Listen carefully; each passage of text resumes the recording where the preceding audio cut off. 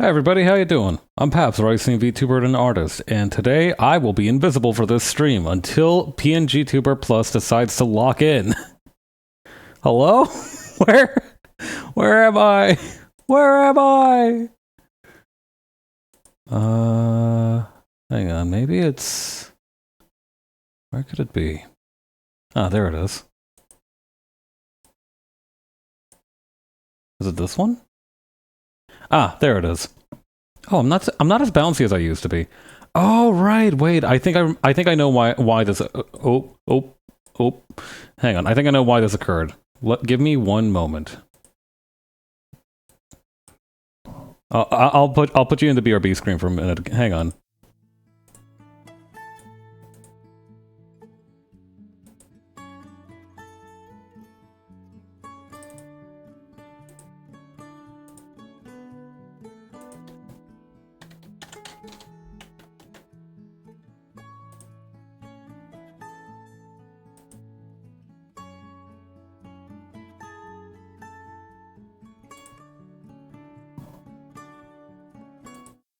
This should be it. Okay, and then just set it to this one. Ah, perfect. Looks like we're back to normal. Yeah, I...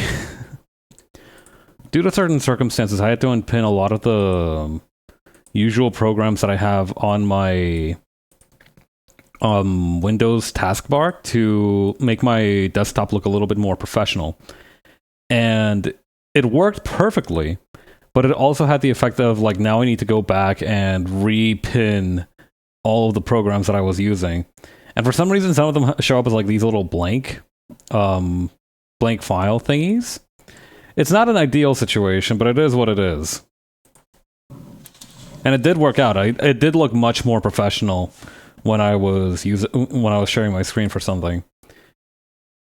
That being said, today's focus is on a little bit of practice. So I tried to draw a little bit yesterday. I'm fine doing it on pen and paper, but I obviously kind of, just with the circumstances of my setup, don't benefit from working on paper all the time.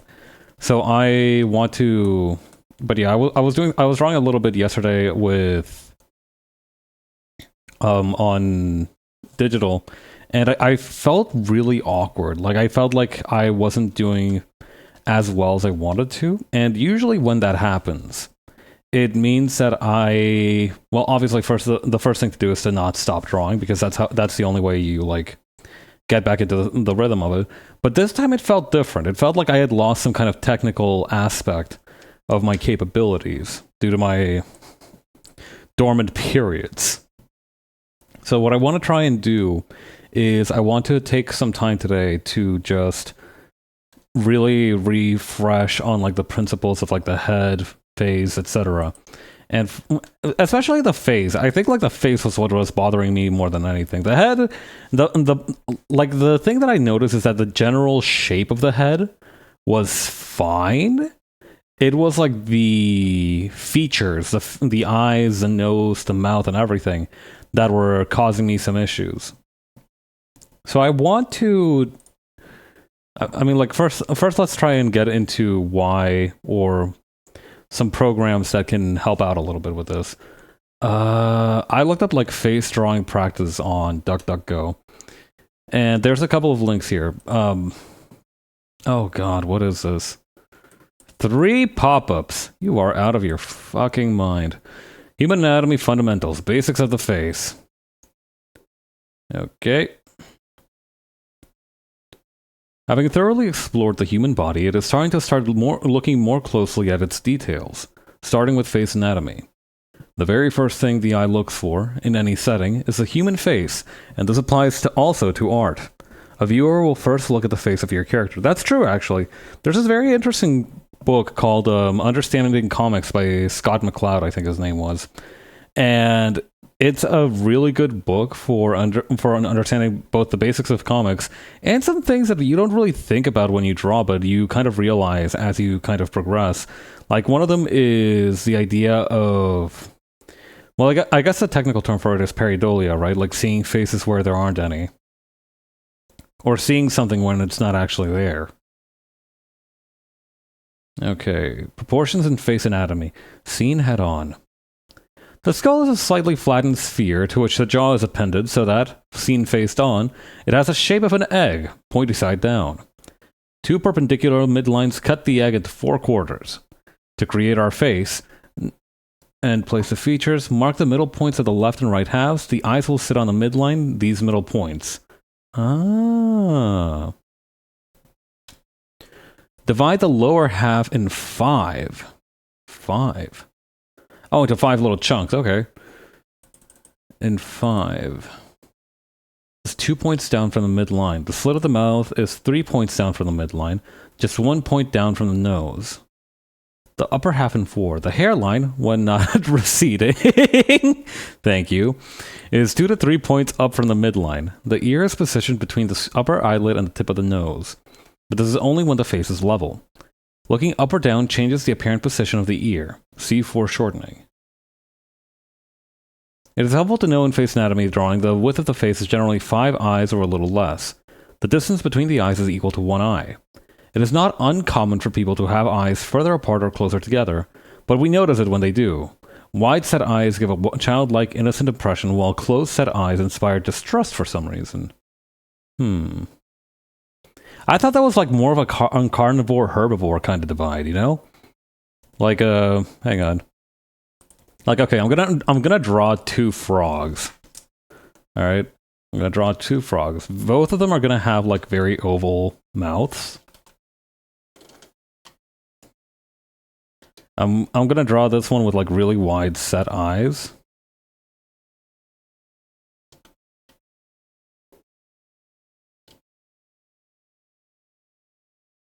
I'm gonna draw this one with the eyes really close together.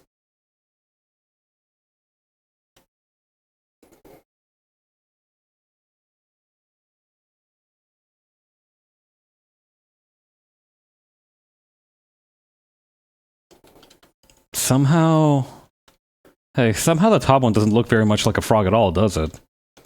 I guess maybe it's about, maybe it's about sticking the landing. So maybe if we use this, so a little bit of detail on the hands and such. That's the thing as well. Like, this one ended up being kind of like leaning. My voice might be a little bit loud, actually, or it may not actually. I think it's at the normal volume. I mess around a little bit with like my audio settings too. Although I think that was just for my desktop audio. So just when I'm playing games next time. I don't know when I'll do a next game playthrough. I've really been wanting to either go do Shifu or do Elden Ring. But I'm worried that how do I put this? The time constraints these days are a little difficult. But yeah, I don't know. Somehow these feel right. Like if I switched their bodies, doing some kind of homunculus alchemy.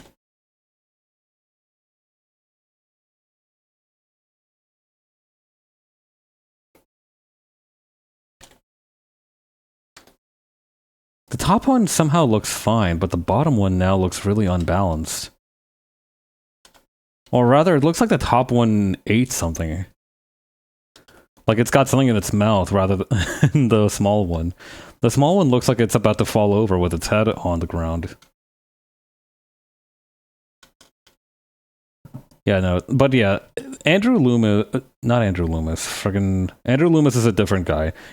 I should also study Loomis. I need, like, I understand, like, from what I understand, you know how, like, in some movies or, like, some wizard-themed media, or, some sorcerer shit, right? They have like, this book of, this tome of magical secrets that once you read it, you will gain a higher comprehension of whatever principle or methodology you apply to gain magic power, right? From what I understand, Andrew Loomis's books are like that, but for like understanding how to draw people. Or maybe draw in general. I don't know. Like it feels like they're probably very difficult to digest. I tried to read them, but I feel like they're definitely better used in like a classroom setting where somebody else who knows more about how to tell you what they're trying to say can communicate that information to you. Although maybe, hang on, maybe there is like a YouTube... Hang on.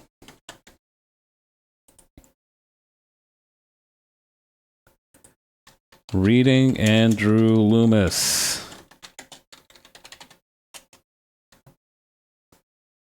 Learning art from books. So the books I used to learn self-learn art, general to specific. Books on drawing, successful drawing by Andrew Loomis, first couple of pages. How is that useful? How to draw heads with the Loomis method. That might be... Wait, drawing the head and hands by Andrew Loomis, a complete book, correct? That's crazy, bro. Bro put a video book on YouTube. That might be what I need, though. I don't know. I'll have to look into it at some point. I've been thinking a lot recently that I want to get better at drawing. And the issue is that I don't know which area specifically I want to improve. Rather, it's more like I want to feel more satisfied when I draw something. That might just be like an internal problem, though. It's hard to say. I brought this up last week, so I'm not gonna retread old ground too much. Anyway, we were reading that article, huh? All right. Another measurement in facial anatomy is the length of the index finger beyond the thumb. In the diagram below, all the distances marked are equal to this length. Height of the ear, hairline to brow, brow to nose, nose to chin, and pupil to pupil. Oh. That's neat. From the side, head anatomy drawing is still shaped like an egg, but pointing toward the corner. What is that? Oh, that's what you mean. The midline now divide the head into the front and the back. Okay. The ear is just behind the central line. In size and vertical positioning, it still fits between the upper eyelid and the bottom of the nose. Oh, mira tú. That is also something that I thought about, actually. I think I have like this bad tendency to make my head shapes more like the number 4 diagram rather than the number 5 diagram, which is how they actually should be. I don't know. I feel like I've forgotten a lot about how human heads and faces work.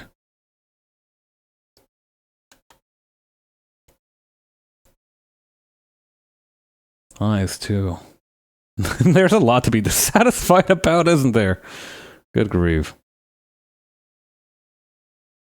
Oh yeah, then there's also the different types of noses. I really want to learn... Something that I want to learn is the ability to vary faces and make them look... natural? Question mark? How do I put this? Sometimes when you draw a face...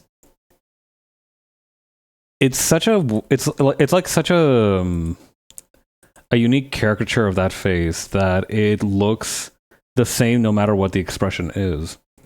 I've been rereading Bakuman recently, right? It's this comic about a pair of middle school boys who decide that they want to become comic artists.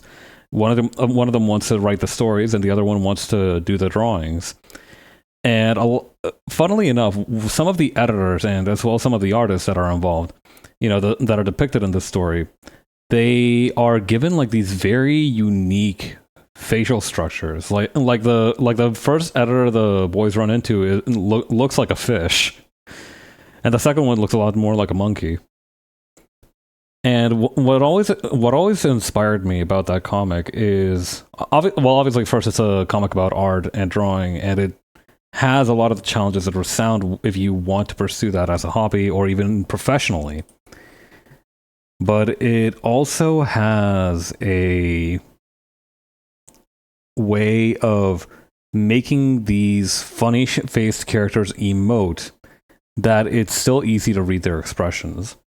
And it's very interesting too, because a lot of the characters have like this very traditionally anime looking art style, but it's just the editors for some reason, or a few of the editors at least, that are given like these super busted might not be the right word, but it's certainly the one that I would use. These very strange looking faces. Right. Let's go back to looking at this. Yeah, Ryoko Nkoi is another artist that I've been thinking about that really does as well, varying the facial features, especially the noses. I feel like her noses are really good. When you draw face anatomy, one of the trickier parts about the nose may be deciding what lines to draw or omit for a good-looking result. You don't always want the wings drawn fully as they are in the side nose above. Similarly, the front nose here shows all four lines of the bridge of the nose and where it connects with the face, but most of the time it looks much better if you only draw the bottom part. It takes a lot of observation, trial and error to arrive at your own signature nose. And with this as any tricky feature, I find it very useful to look at comic artists' work, observing their noses very closely to see what decisions they made for themselves. We'll look at this again next session when we cover the diversity of features in face anatomy drawing. Okay. Notes on the mouth and lips in face anatomy. The slit of the mouth should be drawn first, as it is the longest and darkest of the three somewhat parallel lines forming the mouth.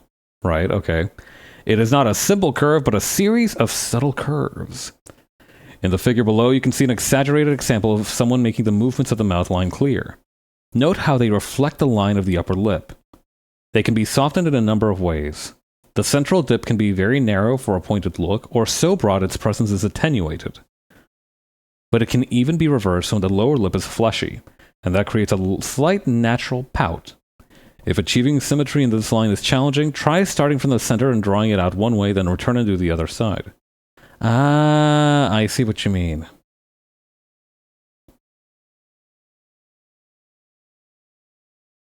I don't see what's wrong with this one on the right, actually. Is it that it's curving upwards too much? Hang on, I'm gonna try to try it like that. I think it's fine, honestly, but I think it just needs some wrinkles or something to show that it's like very exaggerated. Like this one on the right is a very unnatural looking smile. The slit of the mouth from the side slants down from the lips. Slants down from the lips. Even if the person is smiling, it slants or curves down before rising again. Never slant the mouth straight up in profile. Ah, that's what they mean. I see, okay. Looking at it from that perspective, it makes more sense. Although my point still stands that it can provide a very unnatural smile kind of look. Oh man, the ears. You know, I never really figured out the ears. I don't know, I don't have any, so it's not like I can look in a mirror and figure them out. I don't know. I have a very distinctive way of drawing ears, I feel. Like, I draw ears very consistently, and that is... you know, my human form has, like, those, like, Buddha earlobes. So I almost always do them like that. But broadly speaking, there's the curve. I do the top fold, this little pointy part here, and then I just do... like that. Usually it's covered by hair or something, or, you know, if it's me, not present at all. But it's worth thinking about. I'm gonna take a sip of water, hang on.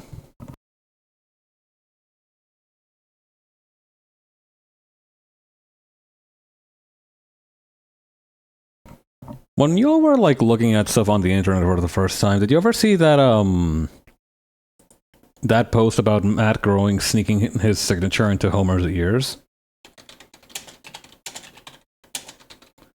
Hang on, let me pull up a...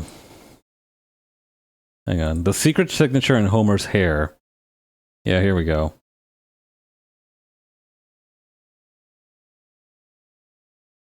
Okay, maybe not that one. Okay, this one might work.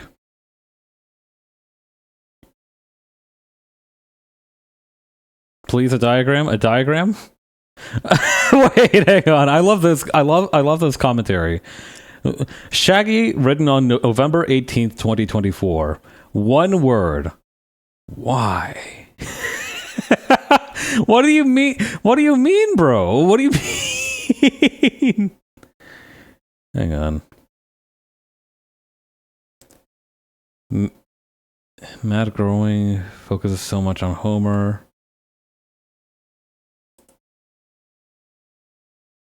But yeah, no, supposedly the Matt growing snuck in his signature with the M and the little curves on the ear, making an M and a G. Just above the ear, the unassuming squiggles form an M. The second is a bit more discreet, reciting in Homer's ear itself. The outline of it, with the aid of some inner lines, make it a G. This one isn't as easy to see as the M, since the lines do not all connect perfectly. Still, it's obvious enough to not be unseen once it's noticed for the first time. The two letters are the initial of the series creators, Matt Groening, who is also responsible for Jerk-Ass Homer's design. Jerk-Ass Homer. To this day, Groening is the operative mind behind The Simpsons. He continues to help write the show and is credited with the visual aesthetic of it.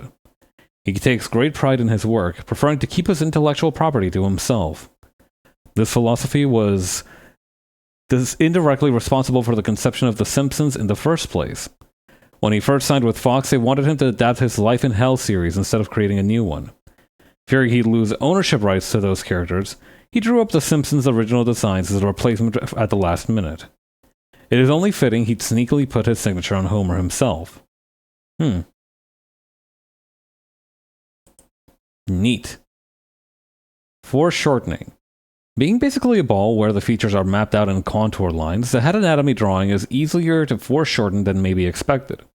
However, it is more important than ever to observe it from various angles in real life to become familiar with the way features jut out and sink in, overlapping each other in sometimes unexpected ways. The nose protrudes, of course, but so does the brow, the cheekbones, the central part of the mouth, and the chin, while the eye sockets and the sides of the mouth are depressions on the surface of our ball. Man, don't give my ball depression. When we drew the face straight on and in profile above, we were simplifying it into a flat 2D surface where our face anatomy reference lines were straight.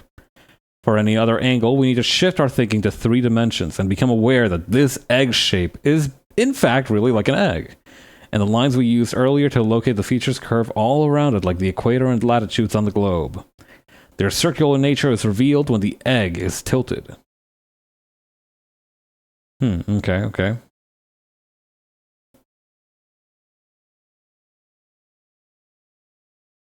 Looking up can be a little bit difficult.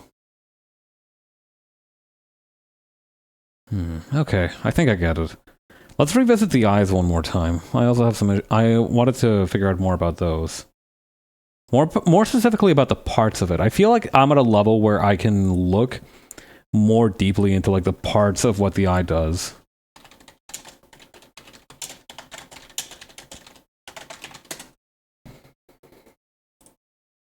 Let's see.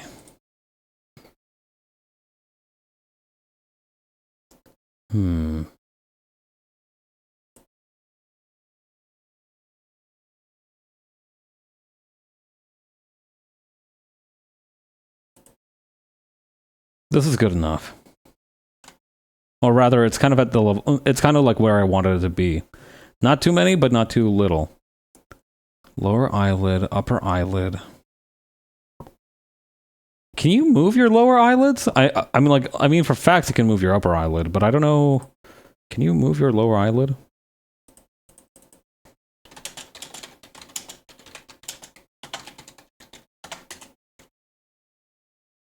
Can the fat be moved back to a higher position after our lower blood fat? Get the hell out of here with that. Okay. Blah, blah, blah, blah. They're the only external layer of skin with no under-the-skin fat. Huh. I didn't know that about eyes. But it makes sense, actually, because, like, imagine if you got fat and, like, the fat started, like, covering your eyelids. And so, like, you almost had, like, blackout curtains when you closed your eyes. That'd be kind of sweet, actually.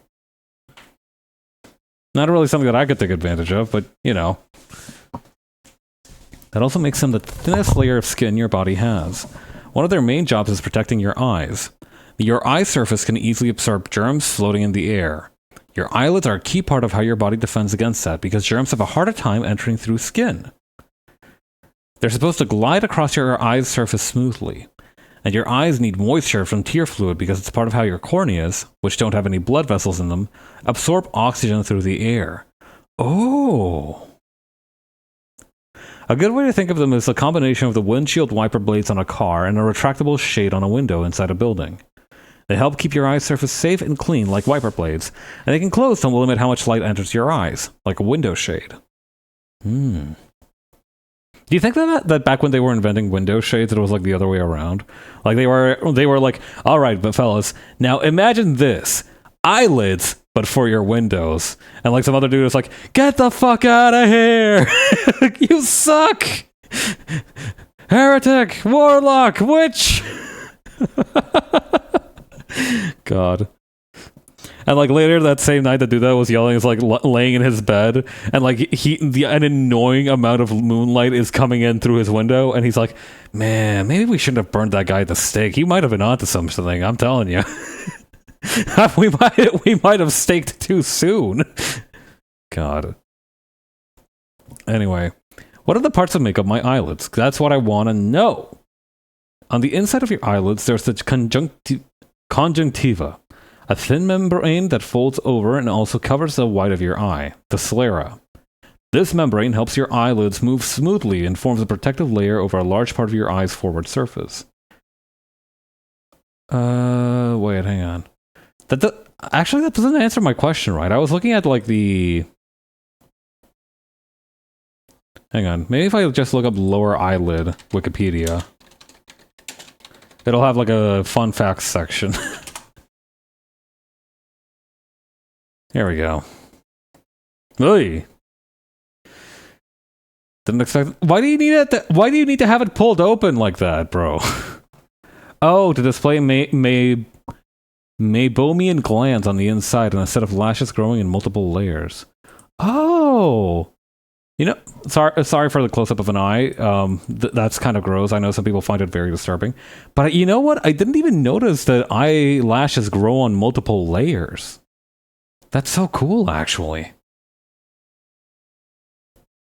Okay, this can be either voluntarily or involuntarily.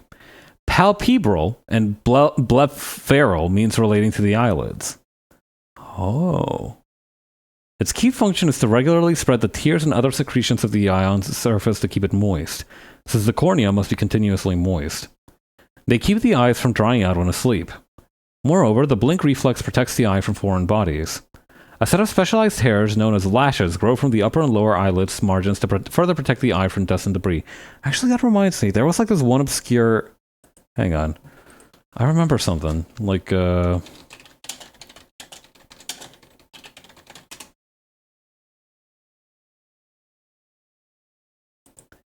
yeah. So fun... there's like this manga, right, that talks a little bit about this dude in like the... I believe it's in the Himalayas, or no, wait, no, it's I think it's just like it's not specifically the Himalayas, but it is like in Tibet. It's a story of like him and his new fiance basically being, you know, kind of just hanging out together. And in one of the stories, from what I remember, is that they had a guy who had like an eye infection at some point, and they used breast milk to treat it. And it is a thing, apparently. PubMed. Efficacy and safety of breast milk eye drops in infants with eye discharge. And, you know, it doesn't have to be infants, but, like, breast milk contains various protective components, such as the immunoglobulins, lactoferrin, lysozyme, oligosaccharides, and immune cell subsets. We evaluated the effectiveness of BM... Hang on. Well, I have those open in a different window. There we go. Subjects were breastfed infants aged less than 180 days with eye discharge. We randomly assigned patients to receive eye drops of breast milk or sodium azulene sulfate hydrate, 0.02% ophthalmic solution. OS for short. Thank you for shortening that.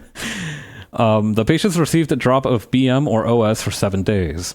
Improvement score of eye discharge in the group was compared using a non-inferiority test. Results. The number of patients improved eye discharge was 119 to 155, and 119 to 157 in BM and OS groups respectively. There were no significant differences between groups. The improvement score in eye discharge was 1.76 in the BM group and 1.71 in the OS group. The BM group was considered non-inferior to the OS group. This study demonstrated that breast milk is no less effective than OS in infants with eye discharge aged less than 6 months.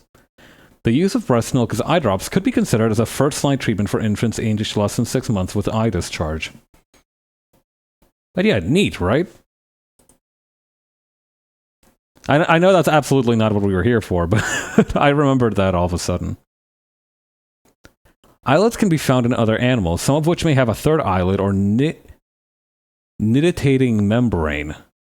A vestige of this in humans survives as the plica semilunaris. Oh. The appearance of the upper eyelid often varies between different populations. The prevalence of an epicanthic fold covering the inner corner of the eye accounting for the majority of East Asian and Southeast Asian populations, and is also found in varying degrees among other populations. Separately, but also similarly varying between populations, the crease of the remainder of the eyelid may form either a single eyelid or double eyelid. Oh. The inner corner of the eye.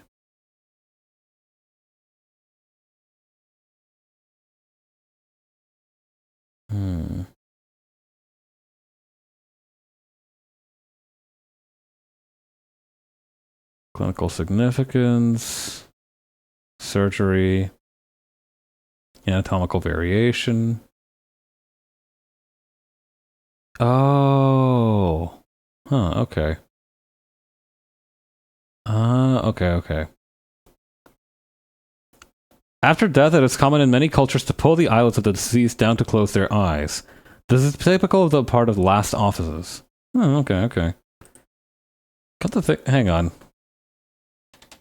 Move.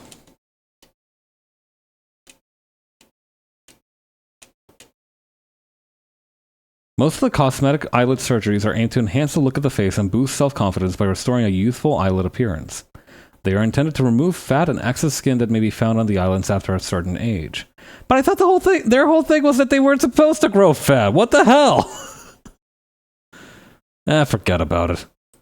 In any case, it sounds like it doesn't, like you can't really, just trying, I'm trying to like imagine it very closely in the theater of the mind, and I can't imagine it's very easy. It's neither feasible nor easy to move your bottom eyelid.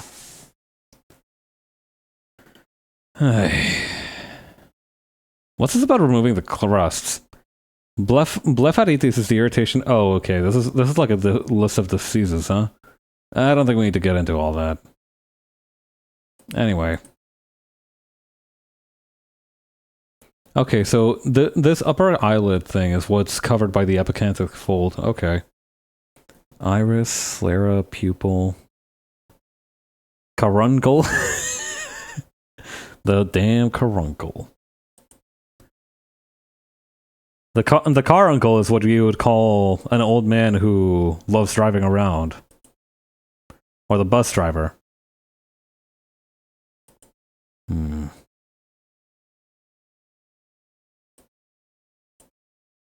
What was I doing? Right, right.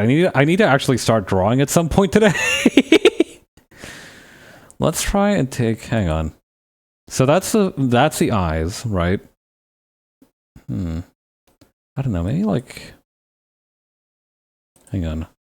Eye anatomy diagram. It would probably be good to have a couple of these open.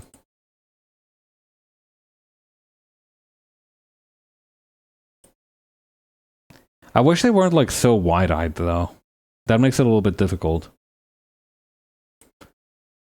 This guy is literally wide-eyed. They really stretched out this picture. That's kind of annoying. Hang on, maybe just parts of the eye.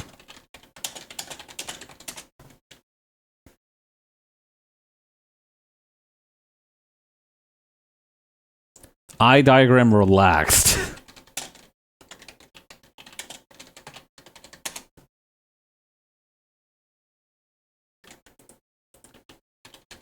You know what? Hang on. Relax your eye. Or hang on. Okay. I got an idea. If we don't have a diagram that can help us, we can just make our own.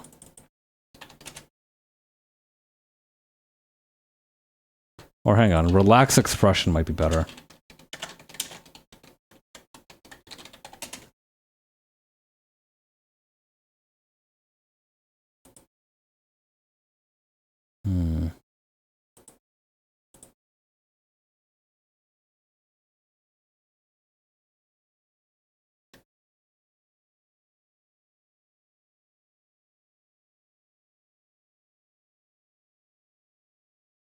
This doesn't seem to be...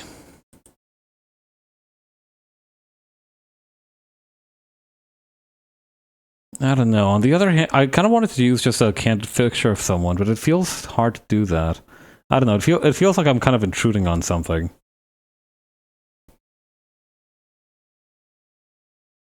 It's hard to say.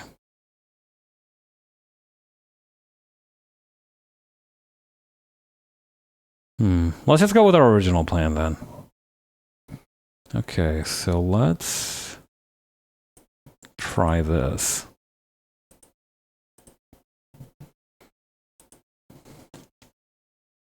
So what we're going to do is we're going to add a new layer.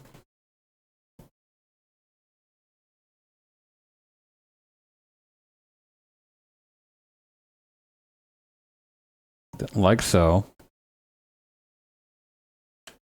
Or actually, hang on.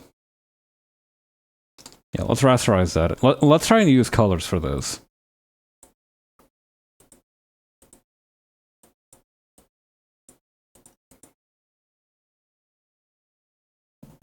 And this is the lower eyelid.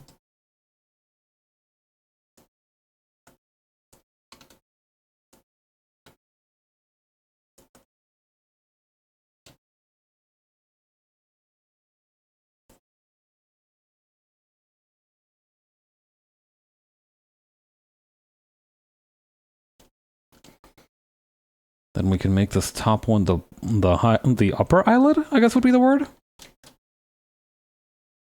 No, that's absolutely what it's called. The red doesn't show up so good against skin here. It also looks a little disturbing too. Hey, this could be a Pepsi logo. God.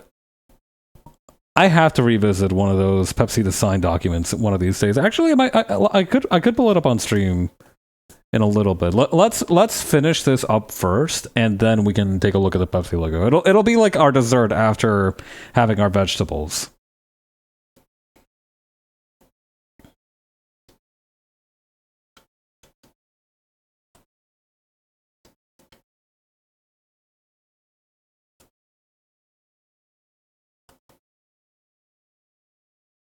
But yeah, my goal is to internalize what I can gain from this diagram.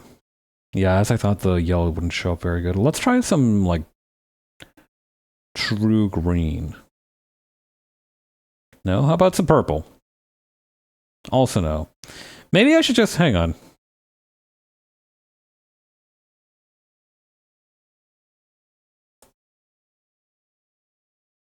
Yeah, this'll work. Let's do this part bright orange.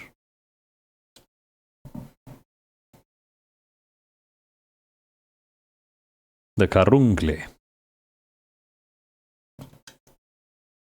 I already know about the iris and the sclera, so I don't... the iris of people in the sclera, those are pretty much fine. I'm more interested in, like, what's going on with the outside of this. And something that I'm noticing, right, is that there is also a... that it kind of like, at least for this person, right? I imagine it can be different, and it'll definitely be different for like the epicanthic fold eye type.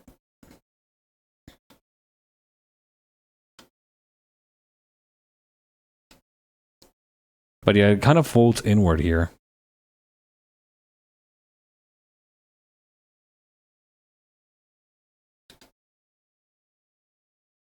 And then what I can do is just all over here is have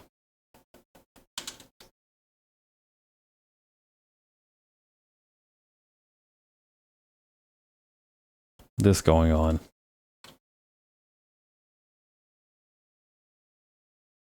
Oh god, that's difficult to see. Is there any way I can improve the contrast on this?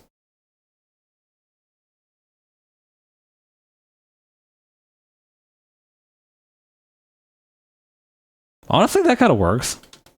You know what? This could help. This can help. But yeah, it'll help to think of it in this way, because I feel like that is something that I used to struggle with. The more difficult part will be stylizing it, especially the lower eyelid. I feel like in... And actually, this might be the influence of the fact that it was the art style itself was developed in like a place where epicanthic folds were more prevalent. Well, that's just my own assumption. I should try to do some more research before trying to make such a strange thing, or say make such a strange connection. But in like more anime-centric art styles, there's basically like no lower eyelid unless like there's like heavy eye bags or anything like that. It feels like it's a very much underemphasized component of the eye anatomy. So I think that's something that I'll need to really have a good think on and experiment a bit with, like its stylization. But it is good to know. All right, now let's do one for the nose.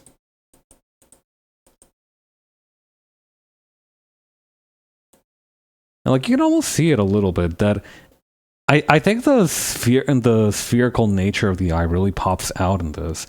Because looking at it this way, you can very much see that the little slit where your eye would normally go is supposed to be like this kind of gap in what should naturally be a closed windshield wiper. Well, I guess windshield wipers don't really close, but you get what I mean, right? I feel like it's often very easy to forget the shapes underlying the structure of the face, mainly because it's a 2D format. Okay. Nose anatomy, here we go.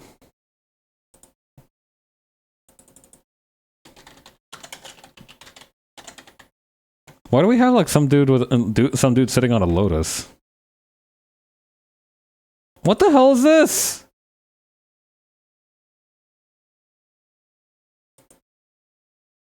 You know what? I'm not gonna worry about it. Why did the skull appear? Why did the skull appear? Oh yeah, I didn't know that I didn't know your sinuses were like a thing that you could access on your face at some point.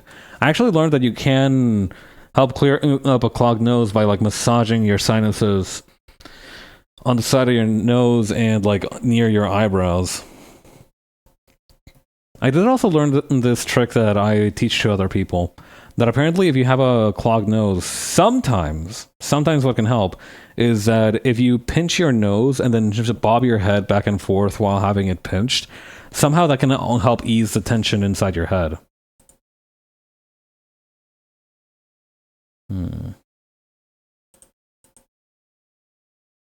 Okay, this is more like what I was looking for.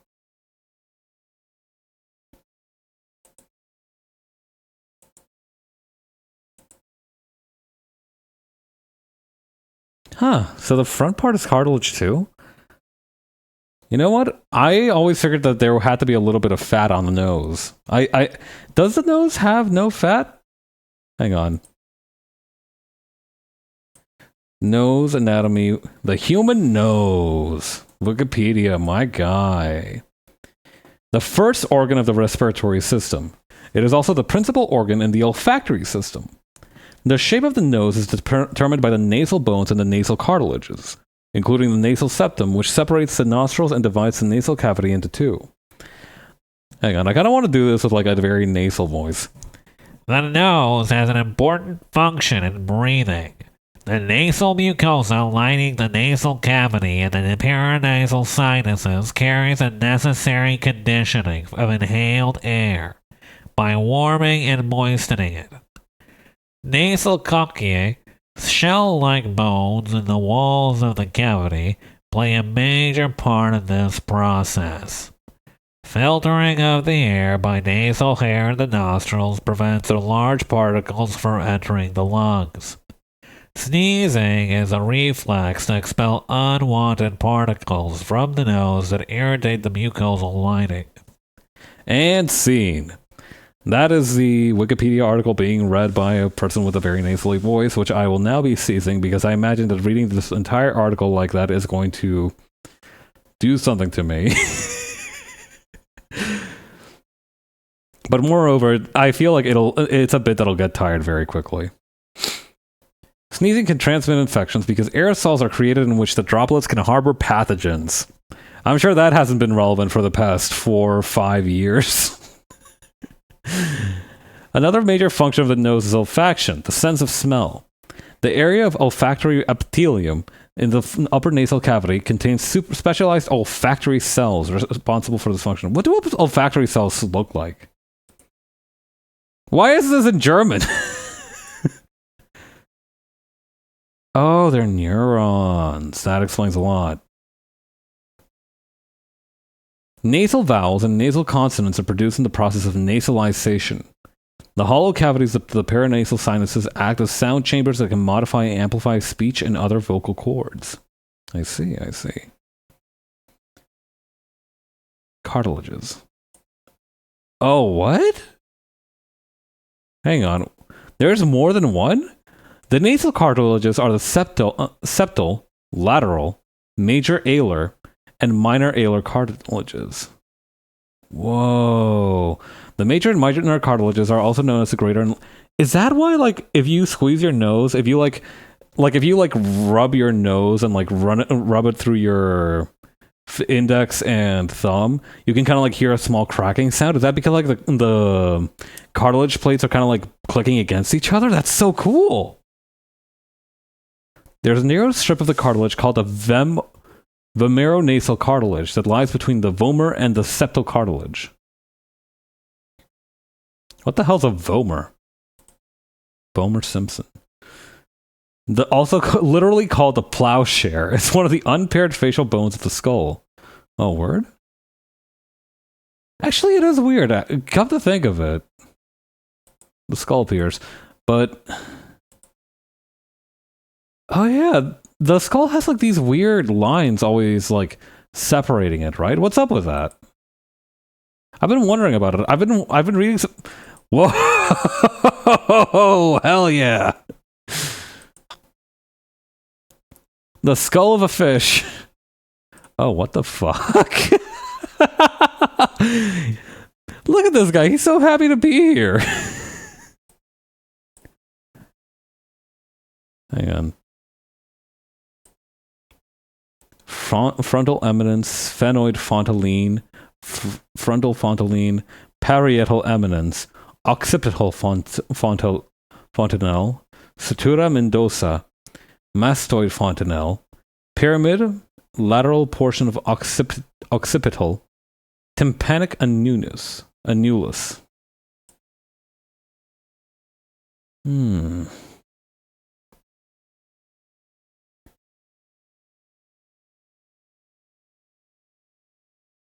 Crystal skull. What the fuck? Hold up. That sounds sick as hell.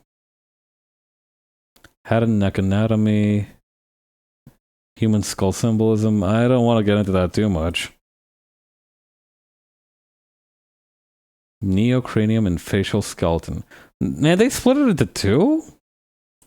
That doesn't feel very economical. Let's take a look at the crystal skulls first.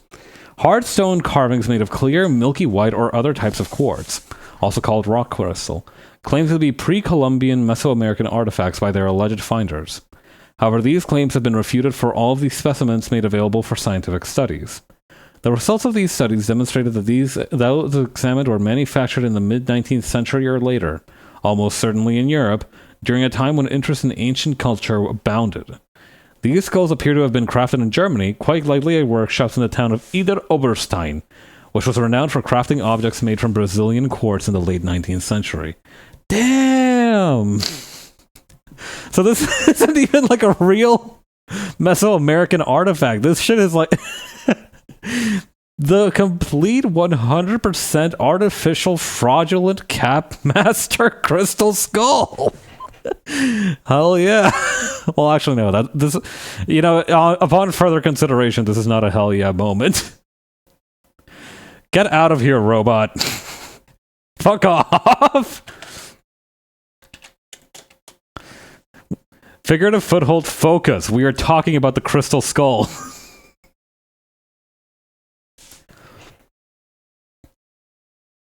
Despite some claims presented in an assortment of popularizing literature, legends of crystal skulls with mystical powers do not figure in genuine Mesoamerican or other Native American mythologies and spiritual accounts.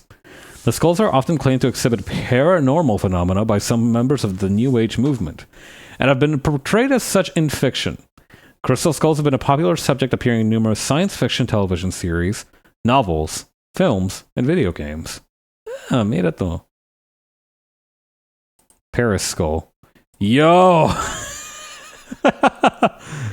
The largest of the three skulls sold by Eugene Bobon to Alphonse Pinot, sometimes called the Paris skull, about 10 centimeters high, has a hole drilled vertically through its center.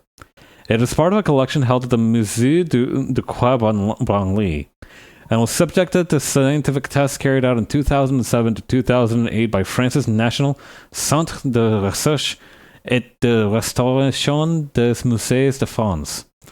Also in English language being Center for Research and Restoration of the Museums of France, or C2RMF. C2RMF sounds like it'd be a sick radio station.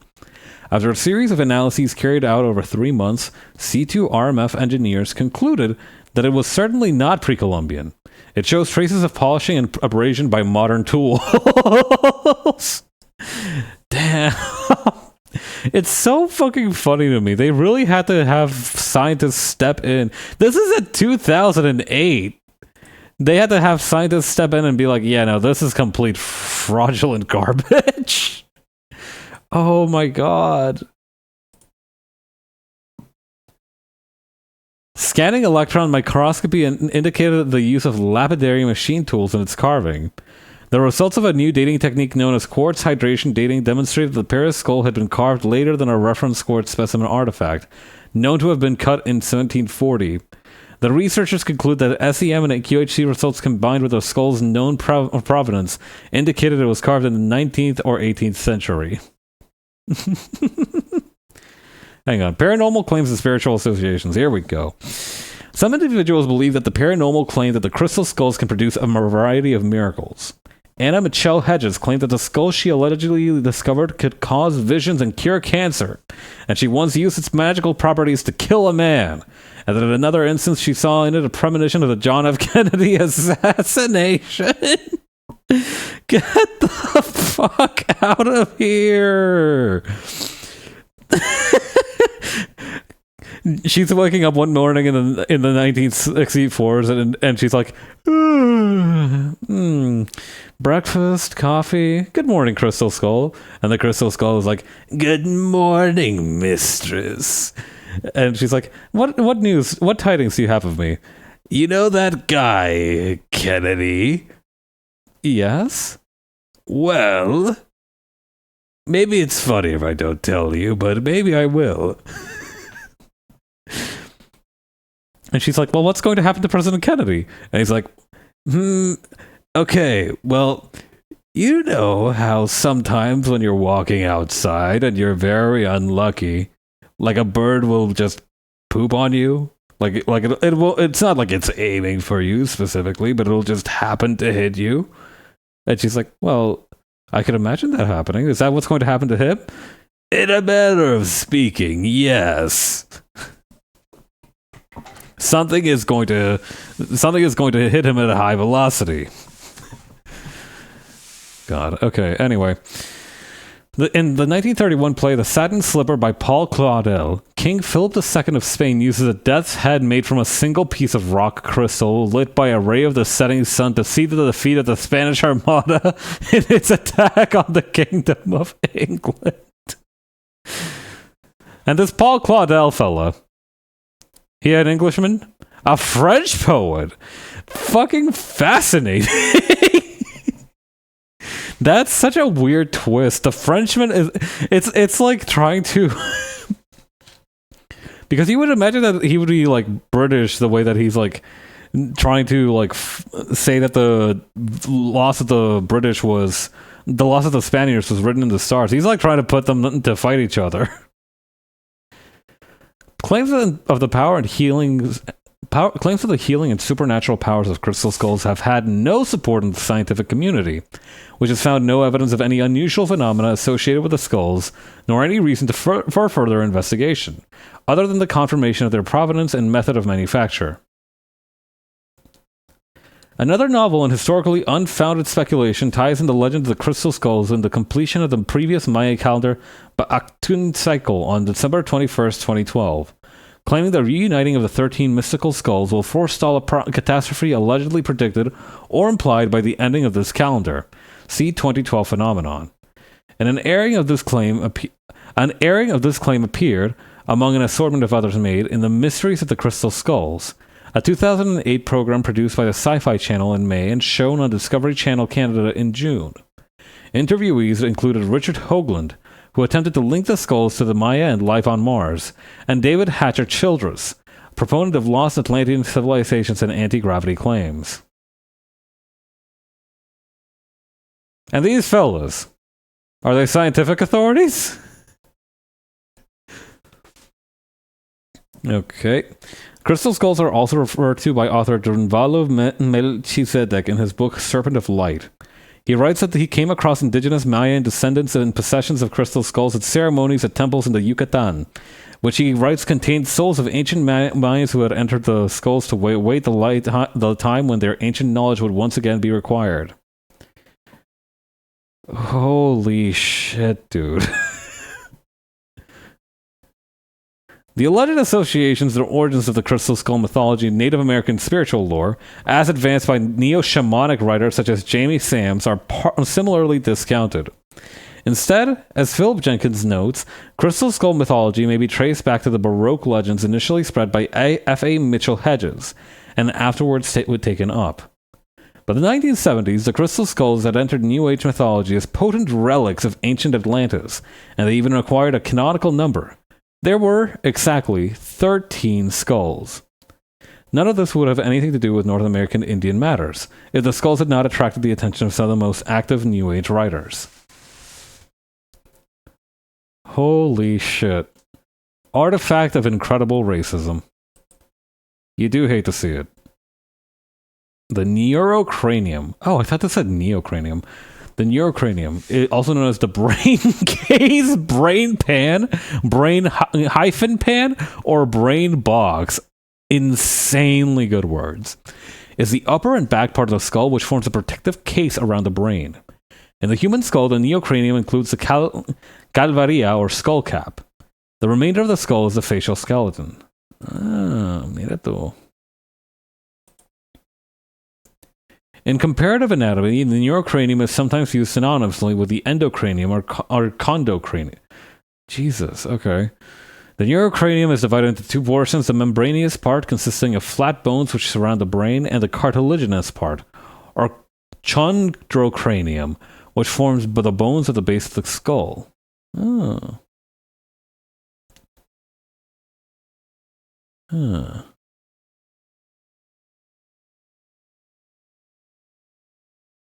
So wait, are they free floating bones? What the fuck?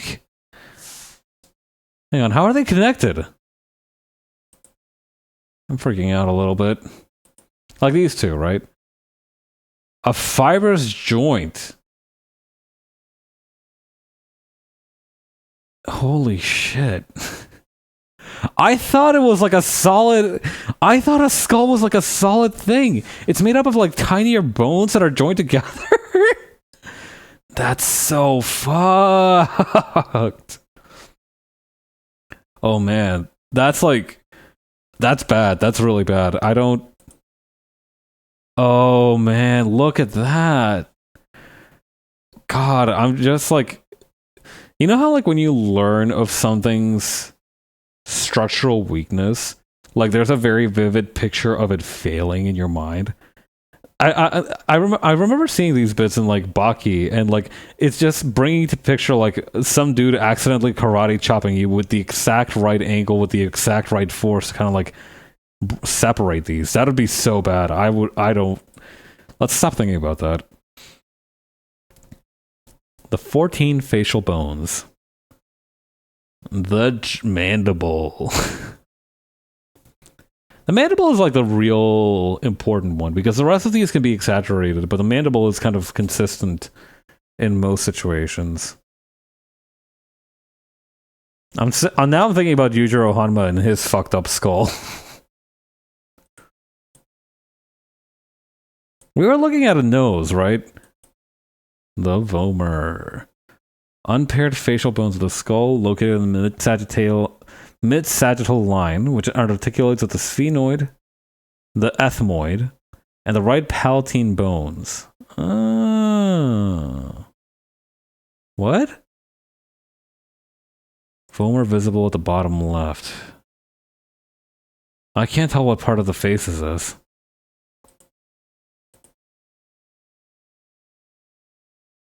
Oh wait, this is that one that kind of like splits the hole in for your nose right down the middle.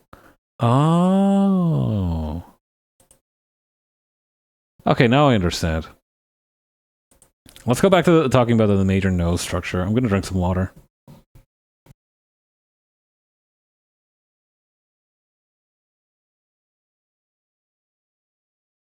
It's probably really bad that the only thing that I've drawn in this alleged art practice stream has been those two frogs and also that diagram. But I'm gonna lock in trust. Okay, the major and minor cartilages are known as the greater and lesser blah blah blah. A narrow strip of cartilage called the vomeronasal cartilage that lies between the vomer and the septal cartilage. Right. Okay, now that makes sense. Right, that's like the one that's inside. Okay. The septal nasal cartilage extends from the nasal bones to the midline to the bony part of the septum in the midline. It then passes along the floor of the nasal cavity. The septum is quadrangular. I feel like that's not a real word. The upper half is attached to the two lateral nasal cartilages, which are fused to the dorsal septum in the midline. The septum is laterally attached, with loose ligaments to the bony margin of the anterior nasal aperture, while the inferior ends of the lateral cartilages are free. The 3 or 4 minor alar cartilages are adjacent to the lateral cartilages, held in the connective tissue membrane that connects the lateral cartilage.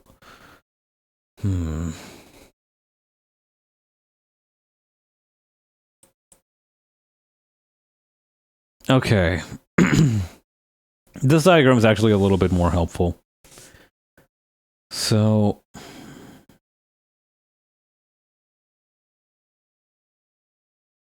Wait, what's this like squishy yellow part then? Fibrofatty tissue? Hang on. The skin of the nose varies in thickness along its length, from the glabella to the bridge. The skin is thick, fairly flexible, and mobile. It tapers to the bridge where it is thinnest and least flexible as it is closest to the underlying bone. From the bridge to the tip of the nose, the skin is thin. The tip is covered in skin that is as thick as the top section. It has many large sebaceous glands. The thickness of the skin varies, but it is still separated from the underlying bones and cartilages by 4 layers. 4? Other areas of soft tissue are found where there is no support from cartilages. These include an area around the sides of the septum. The nostrils, brother, the nostrils. Tell me about the nostrils. Wait, what's this about dilating the nostril? Hold on.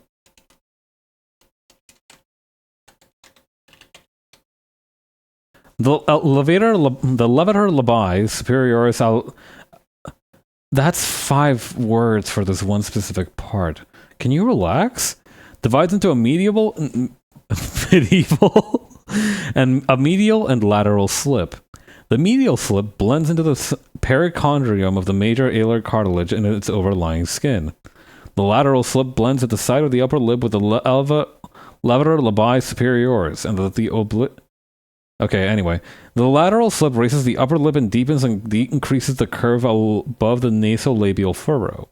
The medial slip pulls the lateral crest upwards and modifies the curve of the furrow around the LAA and dilates the nostrils. I see. So it's like that, huh? I understand perfectly. Lying. Okay.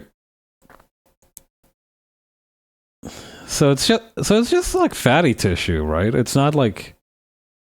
Does that mean that the sides of your nostrils can get fat? Well, apparently your eyelids can get fat even though they weren't supposed to, so, you know, it's possible. Oh boy. Are you okay? Before we look into this diagram, can we learn a little bit more about this, dudes? Okay. I'm just gonna look up. Okay, yeah, no. Phrenologist. Washed. This guy's washed. Okay, anyway. What was I looking for? Right, the fatty tissue.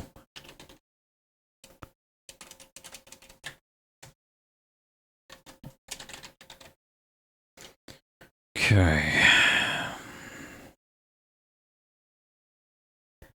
The major alar cartilages are thin U-shaped plates, blah blah blah, forming fleshy parts at the front of the nostrils on each side of the septum, called the medial crural foot pods. The medial crura meet at the midline below the end of the septum to form the columella, the lobule. The lobule contains the tip of the nose and its base contains the nostrils. At the peak of the folds of the medial crura, they form the alar domes at the tip-defining points of the nose, separated by a notch. They then fold outwards, above and to the side of the nostrils, forming the lateral crura. The major alar cartilages are freely movable and can respond to muscles to either open or constrict the nostrils. Oh. So what's that thing about dilating the nostrils then? Was that a different, like, force? The human body is so complicated. What the hell? Well, it is also true that I'm looking very deeply into it. Oh god, I really hated that picture that popped up for a minute there about sneezing.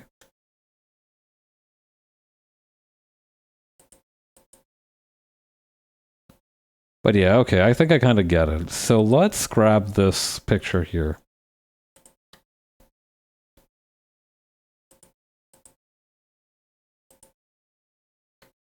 And also, let me just have this open on the other tab.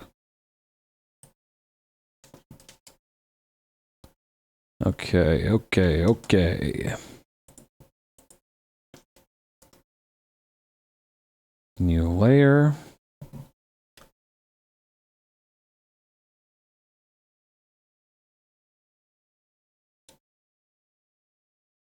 Let's just say it's kind of like this.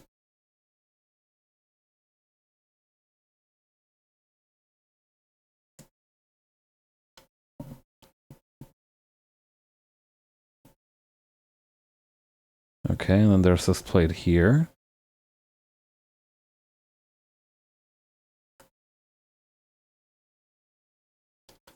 It looks like the skated logo. Just a little bit.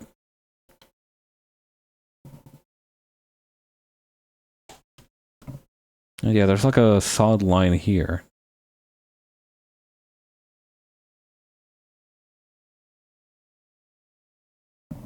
This is probably definitely like the least efficient way I could be going around about doing this. But I don't know. I feel like I tend to fare better when I fully understand the technical underlying principles of what I'm drawing.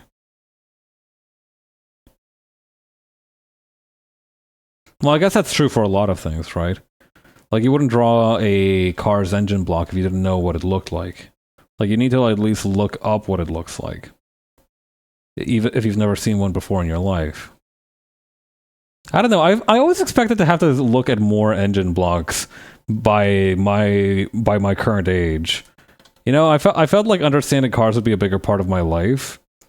You know, like I always feel like car repairs was something that I would have to like deal with at some point. But I guess not.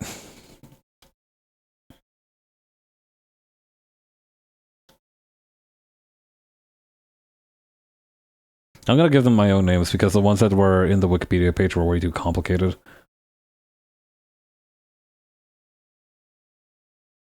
Top cartilage.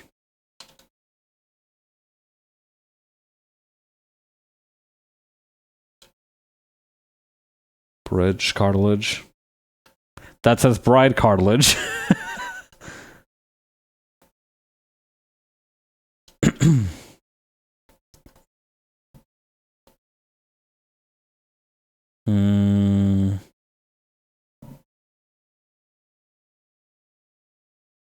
There's technically also a cartilage in here. Let's just add something here.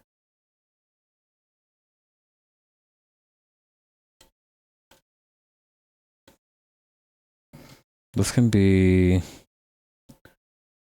loose cartilage.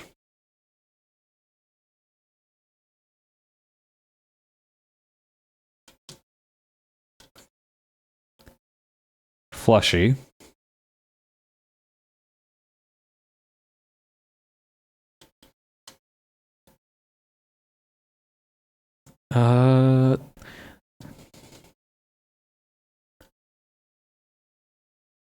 I'm gonna call this the bottom cartilage.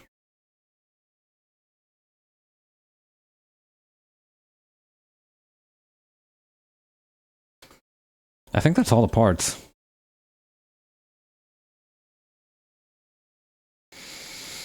Okay, that feels pretty good. I don't know. I feel much more at ease now that I have taken some time to really think it through, you know? I don't know. I feel more ready now. Ready to do what precisely? I'm not entirely sure. But we'll get there.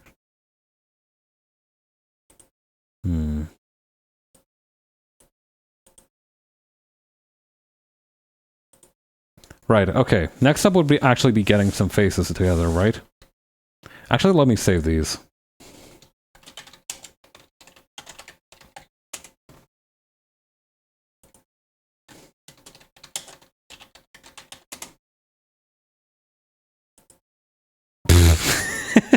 I've forgotten what the frogs look like. They look very funny now.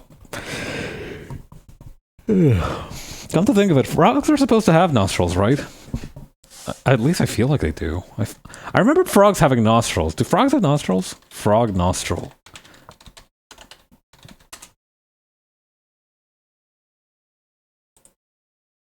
Oh, that's weird. Hang on. Check this out.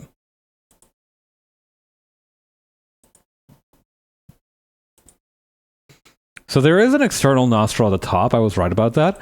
But apparently there's an internal nostril. Oh god, I really don't like that picture. They have teeth? Frogs have teeth. That's fucked. Oh god, they have multiple sets of teeth too. I don't want to think about that.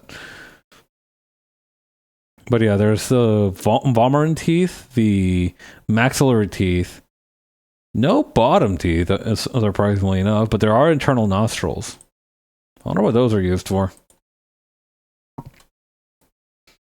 Okay.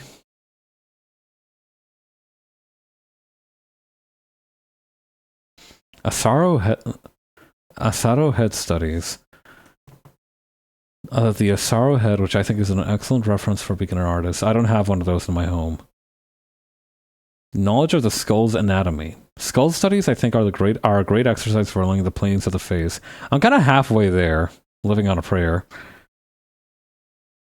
I think maybe what I struggle with might be a little bit of the proportions of the face, but let me drink some water and then we can get on into...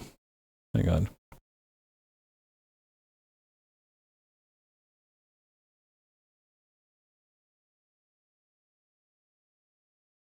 Right. I think I've rambled around long enough. But yeah, you can actually kind of see it, right? Like, okay, don't do this normally. I need to stress. I cannot stress enough that what I am about to do is not something that you should try and do, or at least it feels wrong to do it. There's technically nothing wrong with it because I'm not presenting the work as my own or trying to make a profit from it. But I always feel uncomfortable when I'm drawing on top of somebody else's art. You know, unless it's like a quick edit for funsies, it's fine. But otherwise it feels very strange. But yeah, you can kind of see a little bit of what we were talking about. There's the bottom cartilage, the middle cartilage, the nose is coming in from the cartilage that is kind of like pointing towards the side here, and of course the little fatty bit. And then again, there's the septum cartilage down here.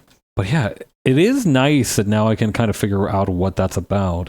I think my previous perception of noses is that obviously I knew that there was cartilage in there somewhere, but it felt very fleshy, right? I think I didn't have a good enough understanding of its underlying structure, but now I feel much better.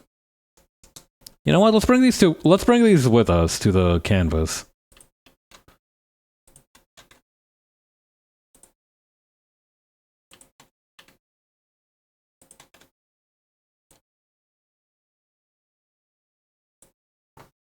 It kind of looks a little bit like a clown nose, doesn't it? Food for thought. Okay. Let's grab something.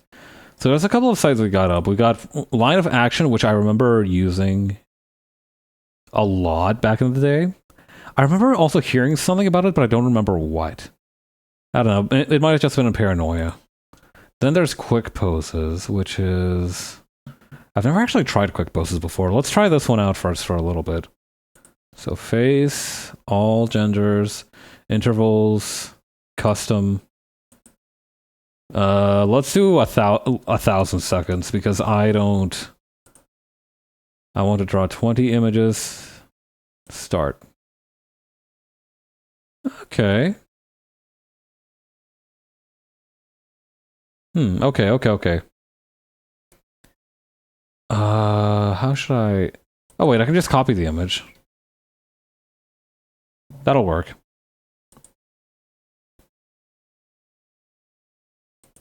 Let's tuck these frogs away into... Hang on. Frog plus ear.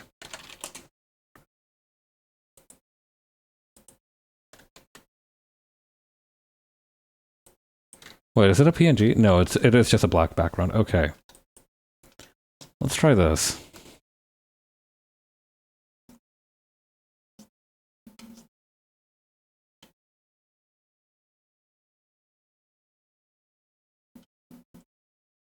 She's got a very cool look to her.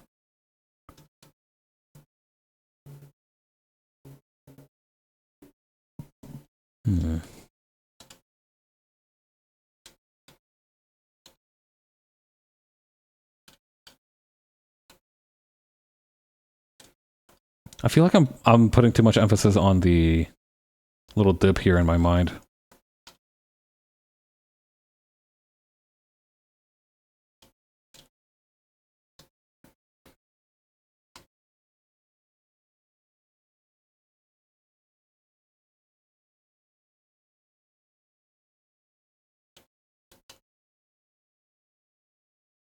The nose I made a little bit too short and wide.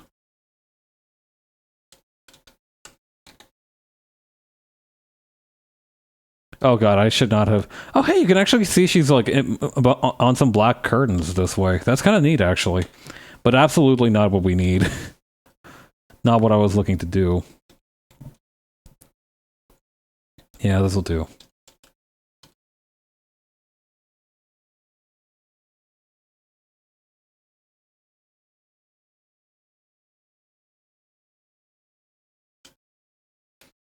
Hang on, let me revisit this.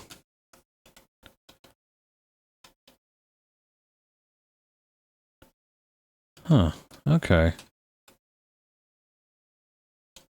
But yeah, I think that I made the nostrils a little bit too wide. I also think that I pointed the face a little bit too far upward.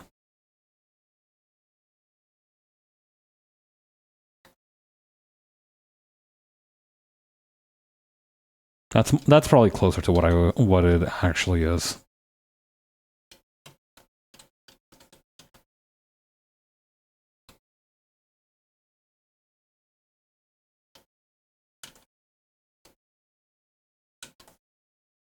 Hmm.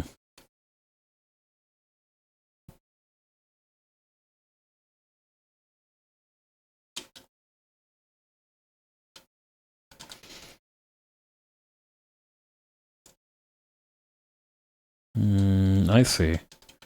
So from this angle, they look kind of like that.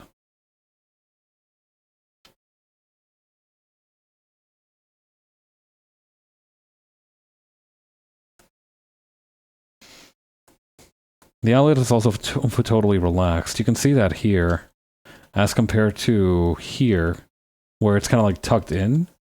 In this one, there is like a difference between the. I don't know. Even when they're fully relaxed, you can almost kind of see a difference between the bottom of the eyelid and the top, and the kind of like where the eyebrow rests.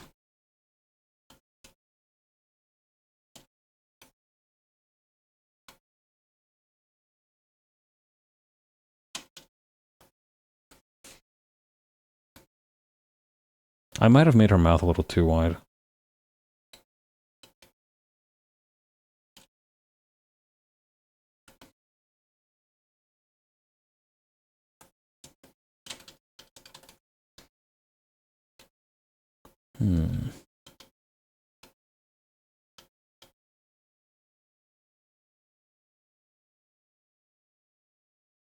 Something like that.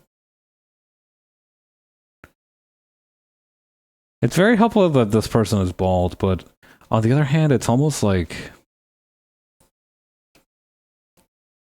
I don't know. It's very good that they're bald because it helps you really look at the structure of the head.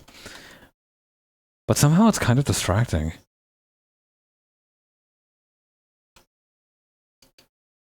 That is some food for the thought. Like, if you want to become like a head model, right? Like, if you're like working at like a mocap studio or something, is it actually better if you shave your head, like a monk almost?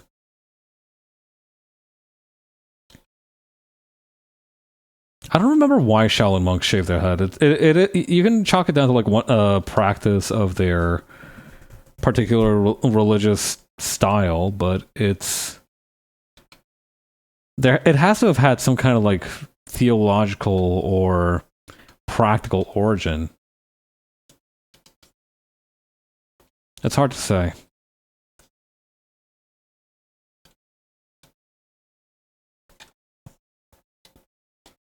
Let's put this on a separate layer. And then we're going to use that. And I'm just going to fill in. Is it still in the same picture in the background? Yep, sure is. Okay.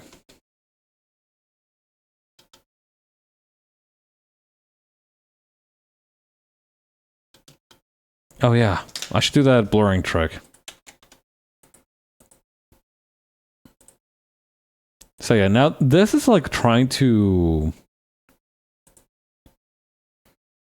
construct it as faithfully and as accurately as possible. This next one's just going to be a little bit more fun for me. And it's just going to be the act of drawing over it so I actually have something to show at the end of the stream.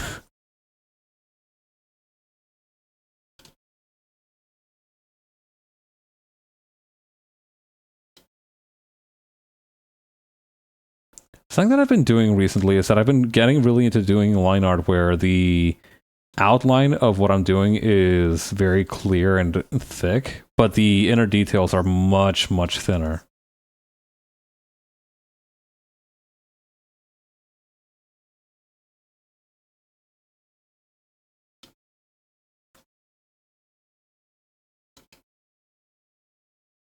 Okay, then over here.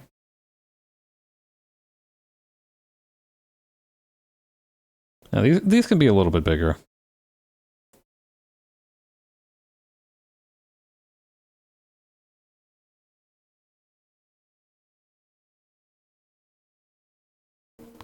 it's almost hard to think, like, the... Hang on. I'm trying to think about, like, how to depict the nose bump here, right? Because doing something like this makes it almost, like, look like there's an angry face. You can almost say that this is an angry face. Conversely, like... Oh, actually, that's not a bad idea. Like, maybe like this.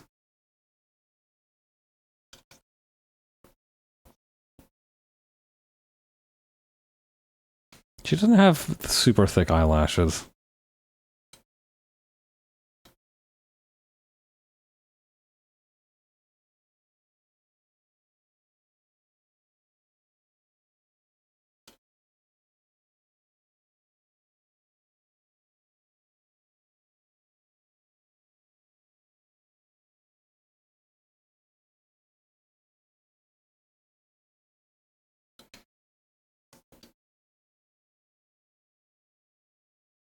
Something like this.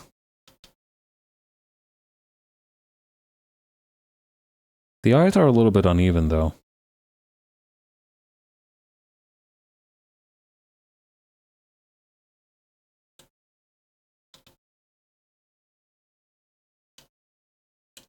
Are there any other kind of like face folds or anything that I should be aware of for this one? I think that's about it, right?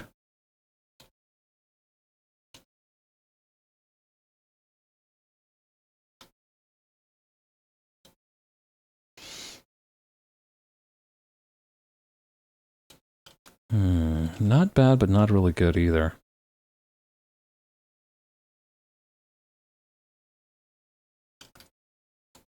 It also bothers me how asymmetrical it is.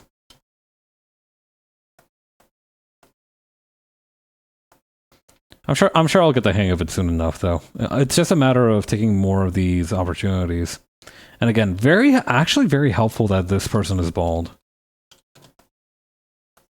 Actually, come to think of it, take a look at this real quick. The nose isn't exactly stuck straight up. It's almost like a little bit like this.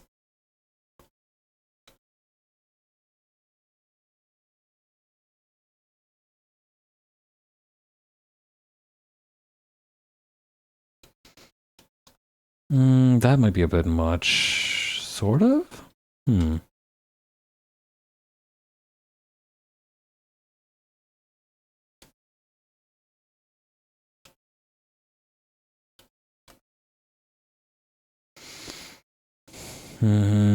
Something about it is off. Let's revisit our understanding. So there should be a...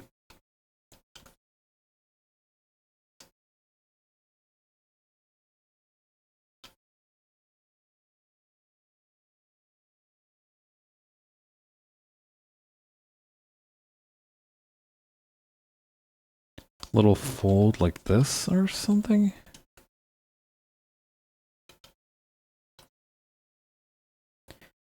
Actually, why do we need to draw the bridge? If you look at it from that perspective, then it'll actually be more like almost like this?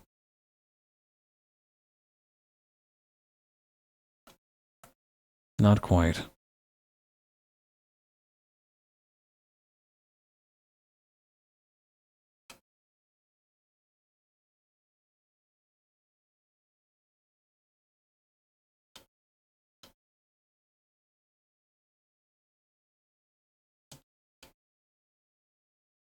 It's not quite at the right angles. And it's lost a little something because the style doesn't really have the flexibility to add this unless I make the line super, super, super thin.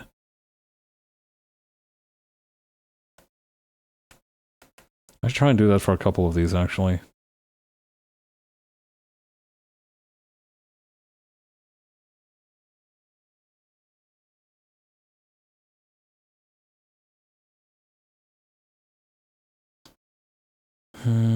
No.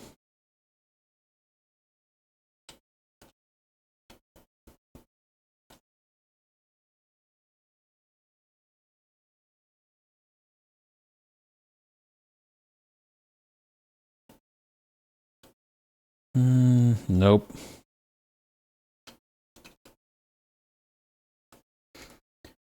I don't know where I'm going wrong. Maybe I'm overthinking it. That's happened before, after all.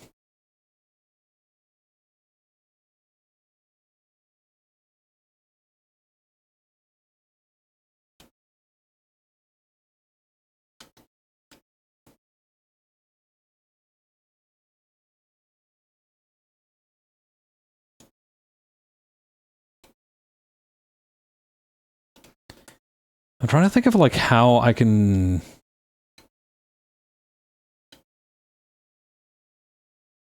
No, we definitely need the nostrils in there. Let me drink some water.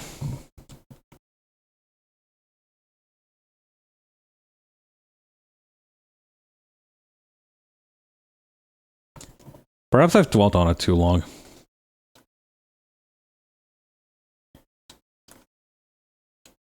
Is there anything else that I could use? Also, I feel like I need to make her jawline a little bit thinner.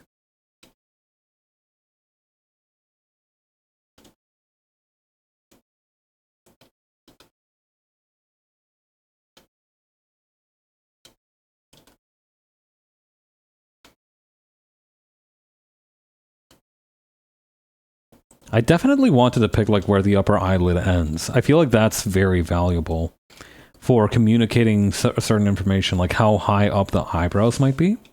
I like that. Again, the lower eyelid, it's a very important part, but I feel like it's better to just have it be kind of in sort of like the background radiation of the factors influencing the shape of the line at the bottom of the eyelid. Oh, they have a little mouth piercing. I didn't even notice that. Oh, wait. Oh, hang on. That's it. I made the nose too long. Yeah. Okay.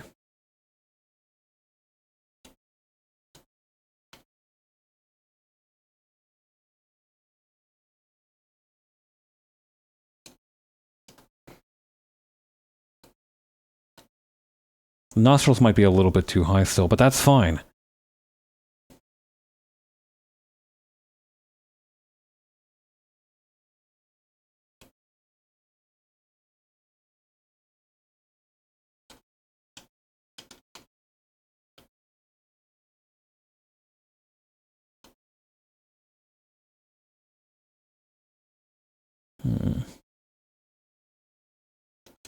How do I...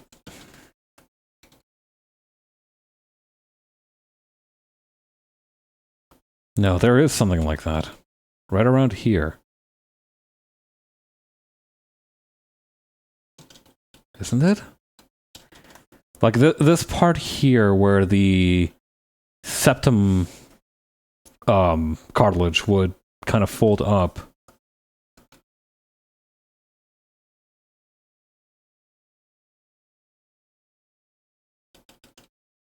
Something like that.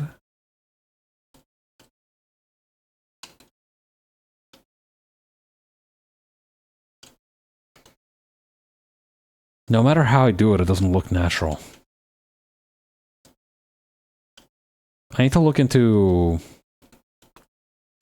I don't know. It's a weird question, right? Who in all of fiction draws your favorite noses? I guess that'll be Ryoko Kui, huh?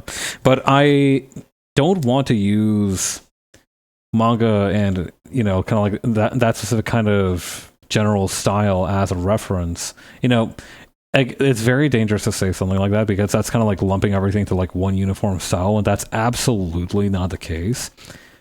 But there are a lot of things that kind of like mingle and intersect in a lot of these artists' depictions. You know, at the end of the day, it is that they are trying to appeal to a specific market, and that specific market has specific expectations for how certain parts of the body will look. And so it does end up that even though there is no like quote unquote unified style, there are aesthetics of it and kind of parts of its iconography that are consistent among the different artists. It'd be a more fascinating subject to me if it wasn't torturing my life right now, but it is how it is.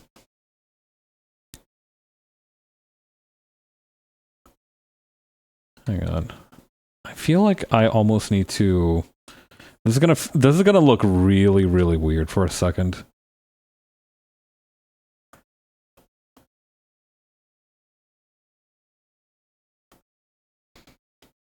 That's a little bit closer too. Like that has a little bit more depth to it. This left eye is bugging the crap out of me. What is wrong with it? Is it too wide? Something like that.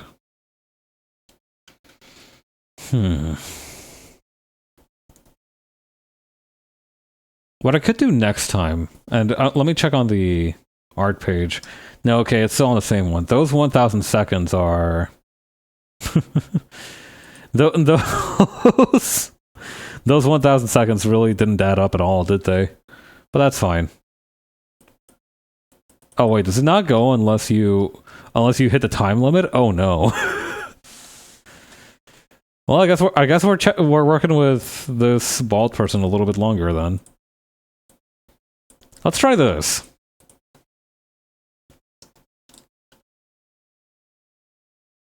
Directly over, right? I need to use a much thinner brush than the one I've been using. Which one makes a good impression? This'll do. Okay, so let's look really quickly.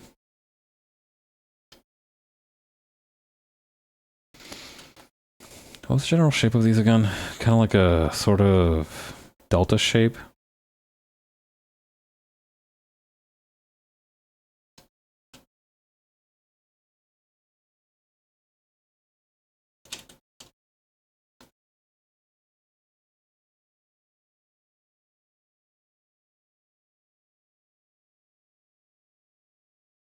Okay, something like that.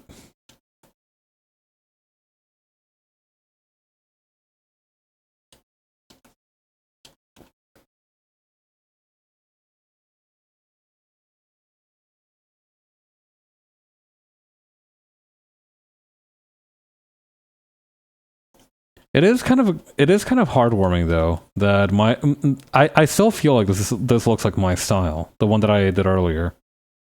I don't know. There's something very nice. On the one hand, it's difficult because it means that that the way that I've learned to draw is much more difficult to change, right? Like I'm not trying to go for a stylization at the moment. That's just kind of how I know how to draw. I don't know. A lot of people have this struggle, right? Of like, how do I find my style? And much like with many other things that I think about, I think about it in terms of like martial arts, in that you can learn a specific system, you can learn like a specific thing, but ultimately your quote unquote style will depend on like, hang on,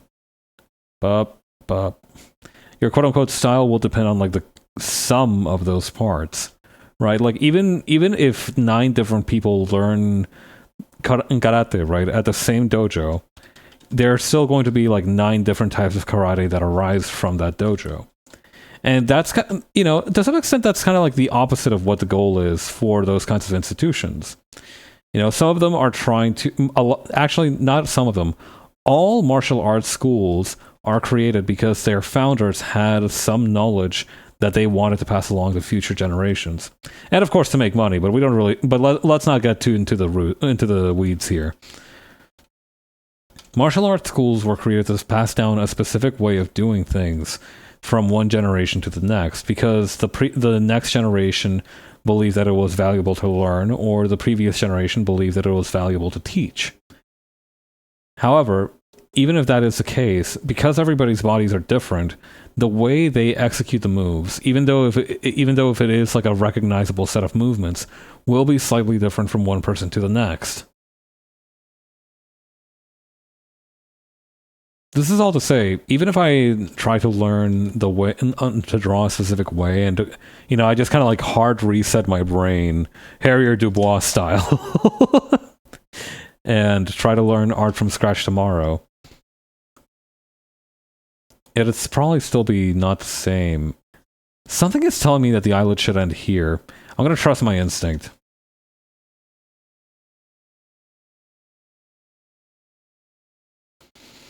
Maybe part of the reason why it looks so uncanny is because her eyebrows are actually quite thin. It's hard to say.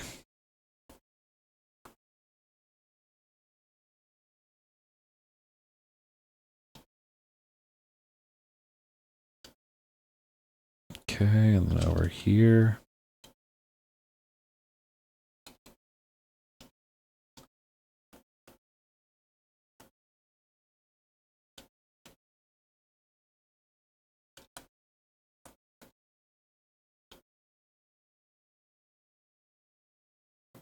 How's that? I forgot the other iris. There we go. Yeah, this definitely looks more severe. I think it might be because of the addition of like the under chin light. Can I do that for anything for any other part of this? I could, but I think that's not the point of what I'm trying to do here. Okie dokie, let's do my usual trick on this. The picture in the background hasn't changed. I have the the website where I got this picture from open in the background. It has not changed, but I think this little orange bar here at the bottom has advanced just a tiny little bit. That's pretty funny.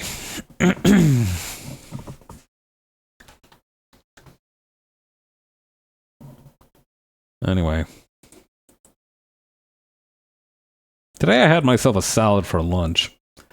I don't know. I'm weirdly enough a very picky eater when it comes to salads. Like usually if a vegetable is mixed into my food, I don't really care. You know, that unless it's like a very specific vegetable with a very specific type of food, I generally don't mind veggies just sneaking in there. That's fine. But for some reason, I don't really like super dressed up salads.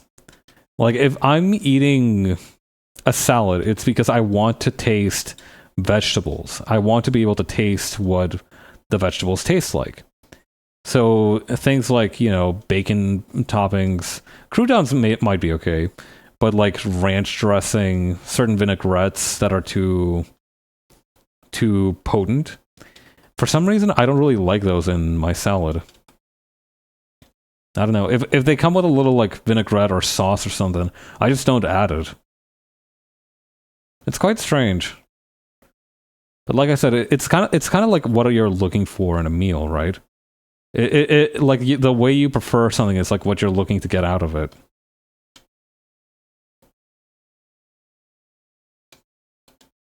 And like I said, for vegetables, or for salad specifically, what I'm trying to get is like the taste of vegetables. You know, I'm not usually a salad guy, but I will eat one on occasion when I feel like, no more salt, no more junk food for today. I gotta get myself something more healthful. And usually when I get that craving, it's like, okay, I just need to eat some fresh vegetables. I actually do this thing sometimes where I just eat an entire raw cucumber just to get rid of that feeling. And it works, is the thing. Like, after I finish eating the salad, I feel like, very refreshed. Ready to go back to my decidedly less healthy ways.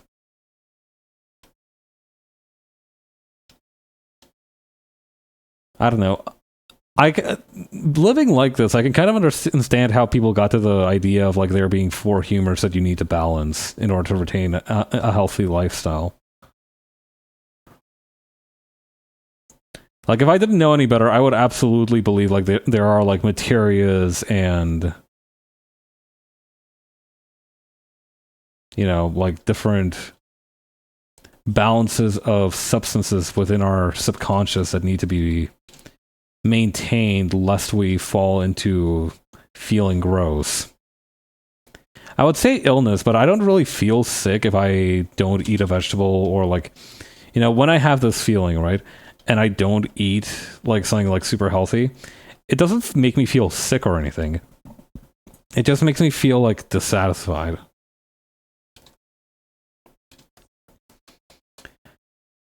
Take a gander at this.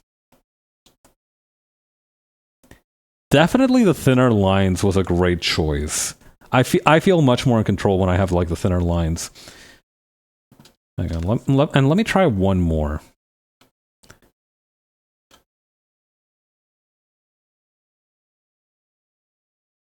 Now I'm just gonna try and draw it freehand.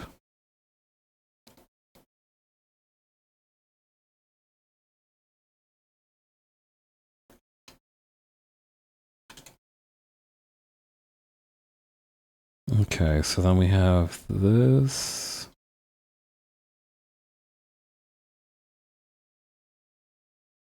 This, and then... And I remember the mouth was surprisingly far lower down, so I need to grab this out.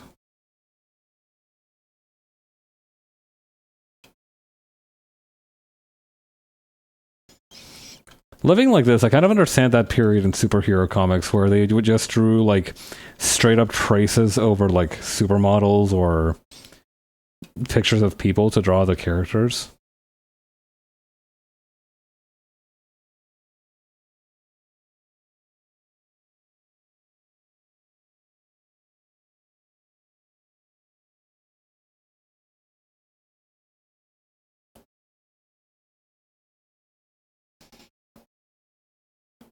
That was such a weird period. I don't know, a lot of art for comics. I saw the other day this like breakdown of a character from the Doctor Strange comics, which is like this ghost of a basset hound that sometimes appears.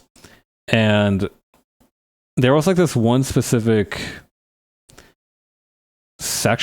panel sequence where the dog was like meeting Spider-Man, and obviously it was a super huge fan because who doesn't like Spider-Man?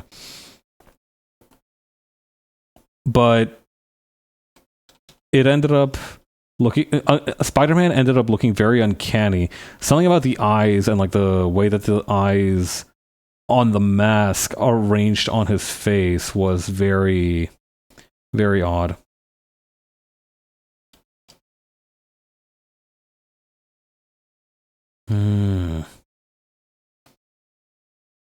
I might have made the face too small. And the eyebrows too small, too. But mostly the face. Also, the face didn't really align with the... I don't know. Hang on. Maybe it'll work better like this.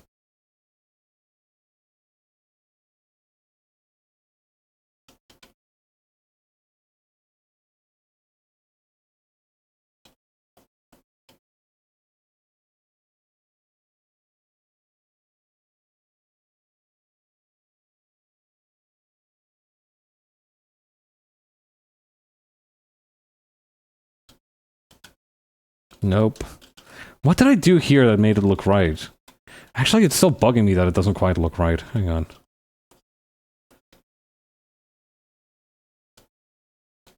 Maybe...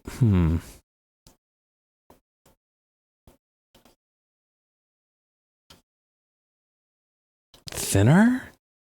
That couldn't possibly be... Wait, I've got it. No, wait. Do I have it? I might have it. Give me some more time to cook.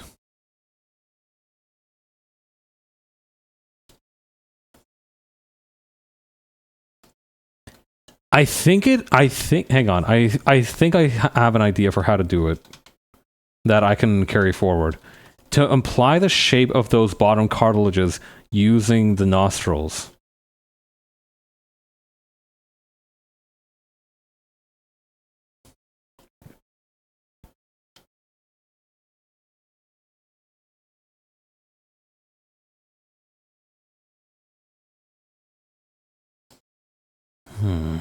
Needs to be higher. The issue then is that there's not always going to be a situation where that works out. But we're not exactly going for sustainable right now. We're trying to go for, like... I don't know what we're going for. No, the second half of the bridge is also really important.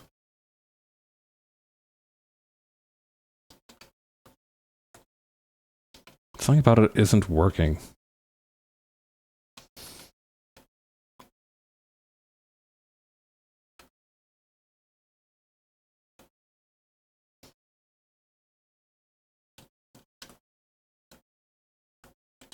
Is it the...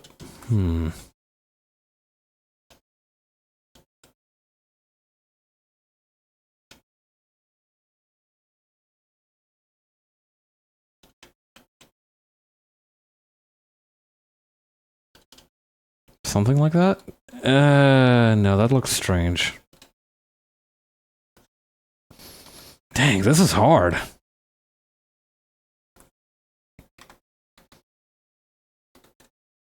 The picture also hasn't changed. So I'm not free from my confines just yet.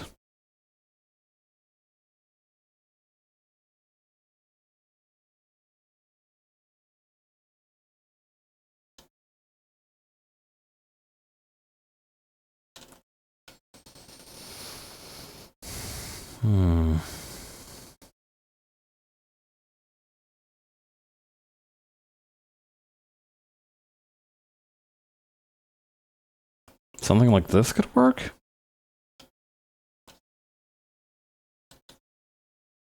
No, that's an entirely different nose.